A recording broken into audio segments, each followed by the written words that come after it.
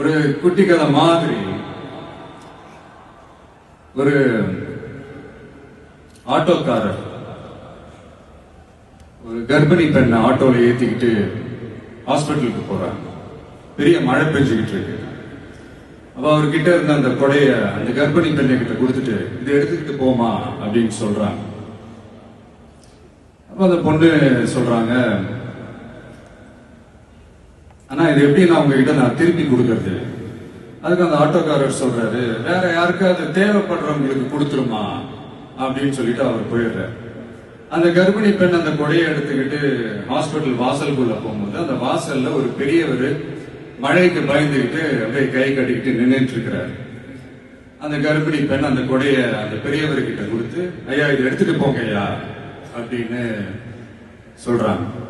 அதுக்கு அந்த பெரியவர் இதே மாதிரி கேட்கிறாரு, அம்மா நீங்க யாருன்னு எனக்கு தெரியாது, எப்படிமா இந்த கொடையை நான் திருப்பி உங்ககிட்ட கொடுக்கறது? அதுக்கு அந்த பொண்ணு சிரிச்சுக்கிட்டே சொல்றாங்க, வேற யாருக்காவது தேவைப்படுறவங்களுக்கு கொடுத்துருங்க ஐயா அப்படின்னு சொல்லிட்டு போயிடுறாங்க. உடனே அந்த பெரியவர் கொடையை எடுத்துக்கிட்டு பஸ் ஸ்டாப்புக்கு வராரு. பஸ் வருது, ஏறி போகும்போது அங்க பாக்குறாங்க ஒரு பூக்கார அம்மா பூவை வச்சுக்கிட்டு ஒரு அட்டையை இப்படி மழைக்காக குடிச்சுக்கிட்டு உட்கார்ந்துட்டு இருக்கிறாங்க. பெரியவர் போய் அந்த கொடையை அந்த பூக்கார அம்மா கிட்ட கொடுத்துட்டு அவர் பஸ் ஏறி போயிடுறாரு.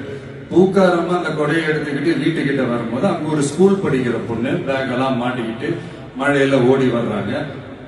அவங்க போய் அந்த ஸ்கூல் பொண்ணு கிட்ட கொடையை கொடுத்துட்டு, மழையில நனையாதம்மா இதை எடுத்துக்கிட்டு போங்க அப்படின்னு சொல்றாங்க. அந்த பொண்ணு தேங்க்ஸ் அப்படின்னு சொல்லிட்டு வீட்டுக்கிட்ட வரும்போது அந்த பொண்ணோட அப்பா பதட்டத்தோட வாசல்ல நின்றுட்டு இருக்கிறாரு. பொண்ணு மழையில நனைஞ்சுக்கிட்டு வரணுமே அப்படின்ட்டு.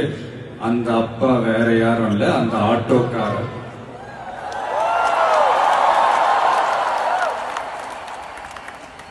அந்த குடை அவரு கொடுத்த குடை. So the moral of the story is,